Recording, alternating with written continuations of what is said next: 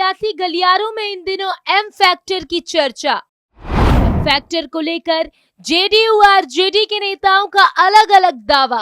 बिहार उपचुनाव रिजल्ट का पैटर्न करता है कुछ अलग इशारा। बिहार उपचुनाव परिणाम से पहले ये माना जाता था कि मुस्लिम वोटर पूरी ताकत के साथ महागठबंधन या यूं कहें कि आरजेडी के साथ एमवाई के तौर पर खड़ी है, लेकिन उपचुनाव परिणाम ने इस भ्रम को तोड़ दिया।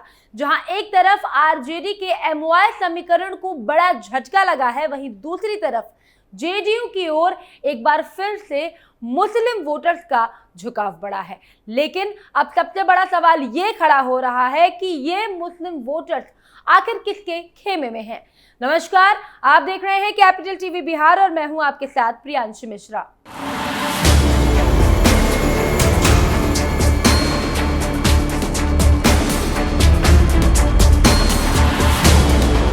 बिहार की सियासत में इन दिनों मिशन एम यानी मुस्लिम फैक्टर की काफी चर्चा हो रही है। आरजेडी जेडीयू से लेकर प्रशांत किशोर मुस्लिम वोटर्स को टारगेट करने के लिए अलग अलग तरीकों का इस्तेमाल कर रहे हैं। इसी के साथ जेडीयू भी कई कारण बताकर मुस्लिमों को अपना मजबूत दावा पेश कर रही है। ऐसे में ये जानना बेहद दिलचस्प होगा कि वो कौन कौन सी वजह है जिस वजह से जेडीयू को लगता है कि मुस्लिम समुदाय उन्हें वोट करेंगे। जेडीयू मुस्लिम मतदाताओं को ये बताने चाहती है और ये बताने की कोशिश कर रही है कि मुस्लिमों को नीतीश कुमार के पक्ष में क्यों वोट करना चाहिए। दरअसल बिहार में हाल में हुए उपचुनाव के रिजल्ट ने बिहार की मुस्लिम राजनीति को लेकर हलचल तेज कर दी है। चुनाव परिणाम से पहले माना जाता था कि मुस्लिम वोटर्स पूरे तरीके से महागठबंधन यानी आरजेडी के साथ एमवाई के तौर पर खड़ी है, लेकिन उपचुनाव का रिजल्ट इस भ्रम को तोड़ते हुए नजर आया। एक तरफ आरजेडी के एमवाई समीकरण को बड़ा और तगड़ा झटका लगा है, वहीं दूसरी तरफ जेडीयू की ओर एक बार फिर से मुस्लिम वोटर्स का रुझान दिखा है। वहीं कुछ मुस्लिम वोटर्स ने प्रशांत किशोर की पार्टी जन सुराज की तरफ भी रुख किया है। अब ऐसे में अगले साल होने वाले विधानसभा चुनाव में मुस्लिम वोटर्स को लेकर संशय की स्थिति बन गई है। जेडीयू के दो नेताओं के बड़े बयान। इसी बीच जेडीयू के दो बड़े नेताओं ने मुस्लिम वोटर्स को लेकर जो बयान दिया उससे माहौल और गर्मा गया है।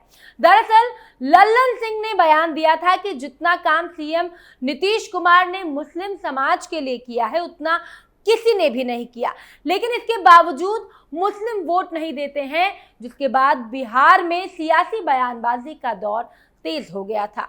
वहीं दूसरा बयान जेडीयू के राष्ट्रीय महासचिव गुलाम रसूल बिलियावी की तरफ से सामने आया, जब उन्होंने कहा कि मुख्यमंत्री नीतीश कुमार ने मुस्लिम समाज के लिए काफी काम किया है। अगर मुस्लिम समाज इसके बाद भी नीतीश कुमार को वोट नहीं देता है तो उसे गद्दार कहा जाएगा। अब ऐसे में दो बड़े नेताओं का इस तरह का बयान मुस्लिम राजनीति को लेकर हलचल तेज कर चुका है। अब इसका अर्थ भी खोजने लगा जाए तो आखिर जेडीयू नेताओं ने मुस्लिम को लेकर इस तरह का बयान क्यों दिया है।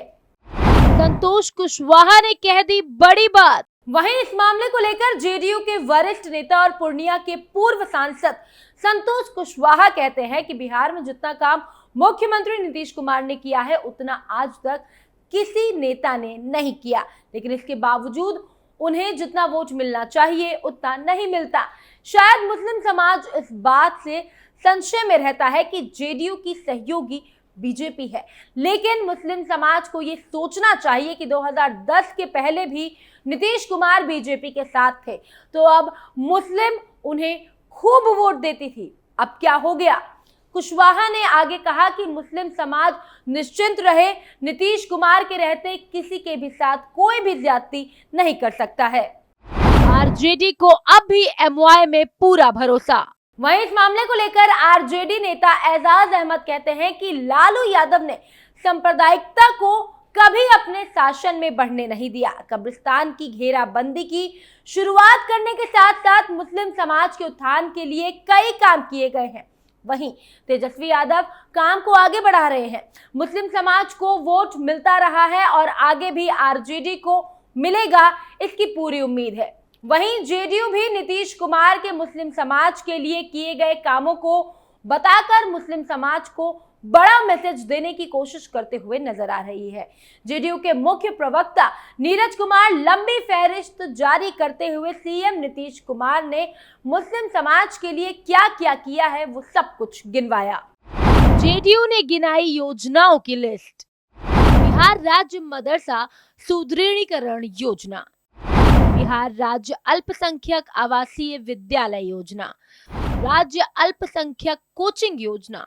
इस योजना के तहत अल्पसंख्यक समुदाय के उम्मीदवारों को बिहार लोक सेवा आयोग की परीक्षाओं के लिए निशुल्क आवासीय कोचिंग और मार्गदर्शन दिया जाता है। मुख्यमंत्री श्रम शक्ति योजना, इस योजना के तहत 18 से 45 साल के अल्पसंख्यक युवाओं को निशुल्क रोजगार मुक्त प्रशिक्षण दिया जाता है। मुख्यमंत्री अल्पसंख्यक रोजगार ऋण योजना, इस योजना के तहत अल्पसंख्यक समुदाय के युवाओं को 5% की साधारण वार्षिक ब्याज दर पर 5 लाख रुपए तक का ऋण दिया जाता है। राष्ट्रीय सरकारी सेवा पोर्टल पर अल्पसंख्यक समुदाय के मेधावी छात्रों के लिए ऑनलाइन छात्रवृत्ति सहायक उर्दू अनुवादक बिहार कर्मचारी चयन आयोग के जरिए इससे पूर्व उर्दू अनुवादक की बहाली, अल्पसंख्यक मुस्लिम परिपक्वता और तलाकशुदा महिलाओं को वित्तीय सहायक प्रदान कर आत्मनिर्भर बनाने के लिए भी योजना लाई गई।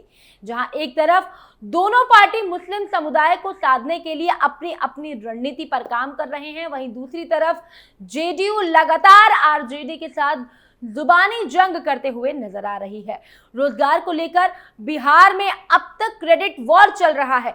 अब इसी मुद्दे पर जेडीयू के दिग्गज नेता और बिहार सरकार में राज्य ऊर्जा मंत्री बिजेंद्र यादव ने तेजस्वी यादव पर हमला बोलते हुए कहा कि 9वीं पास कानून क्या जानेगा, रोजगार देने के लिए सीएम का निर्णय होता है। यादव ने तेजस्वी के साथ साथ राजद सुप्रीमो लालू प्रसाद यादव और राबड़ी देवी पर भी जमकर निशाना साधा। उन्होंने किसी का नाम लिए बगैर कहा कि पति पत्नी ने 15 साल तक बिहार में राज किया लेकिन कोई विकास का काम नहीं किया, लेकिन चारा घोटाला और अलकतरा घोटाला जरूर किया है। राज्य ऊर्जा मंत्री और जेडीयू के दिग्गज नेता बिजेंद्र यादव ने किशनगंज में आयोजित जेडीयू कार्यकर्ता सम्मेलन को संबोधित करते हुए लालू परिवार पर जमकर निशाना साधा। उन्होंने कहा कि लालू सिर्फ अपने परिवार के हित के बारे में सोचते हैं, उन्हें समाज के हित से कोई भी मतलब नहीं है। उन्होंने आगे कहा कि वहीं दूसरी तरफ प्रदेश के मुखिया नीतीश कुमार ने 2005 से लेकर अभी तक समाज के सभी वर्गों के लिए जो काम किया है वो लोगों के सामने है। कल के बिहार और आज के बिहार में बहुत अंतर है। वहीं तेजस्वी यादव की तरफ से बिहार के लोगों के लिए 2 यूनिट मुफ्त बिजली और युवाओं को 10,000 नौकरी का श्रेय लेने पर ऊर्जा मंत्री ने कहा कि 9वीं तक पढ़ा लिखा क्या कानून जानेगा। मुख्यमंत्री नेता होता है और निर्णय उसका ही होता है। कैबिनेट में वोटिंग भी नहीं होता है, कोरम भी नहीं होता है। बिजली मुफ्त को लेकर कहा कि आज हिमाचल में क्या स्थिति है, बिजली बिल के अभाव में बिजली कट रही है। आसपास के राज्यों में बिहार में 1 रुपए 57 पैसे सस्ती बिजली दी जा रही है, 1500 करोड़ रुपए की सब्सिडी भी दी जा रही है। वहीं मुख्यमंत्री नीतीश कुमार 15 दिसंबर से बिहार के औरंगाबाद से अपनी संवाद यात्रा निकालेंगे। औरंगाबाद में इसको लेकर तैयारियां भी चल रही हैं, लेकिन सीएम के इस यात्रा से पहले बिहार में चर्चा चल रही है। राजनीतिक पंडित से लेकर राजनीतिक दल के नेता भी नीतीश कुमार की बिहार विधानसभा चुनाव से ठीक पहले होने वाली इस यात्रा पर चर्चा कर रहे हैं। दरअसल सीएम नीतीश कुमार अपनी इस यात्रा में महिलाओं से बात करेंगे। नीतीश कुमार के प्लान डब्ल्यू को लेकर काफी चर्चा हो रही है। सीएम ने अपने इस यात्रा का नाम भी महिला संवाद दिया है। इससे साफ है कि जनता दल का बिहार विधानसभा चुनाव 2025 में मुख्य फोकस महिलाओं पर है। सूत्रों का कहना है कि शराबबंदी के बाद प्रदेश की एनडीए सरकार महिला संवाद के बाद महिलाओं को साधने के लिए कुछ खास योजनाएं लागू कर सकती हैं।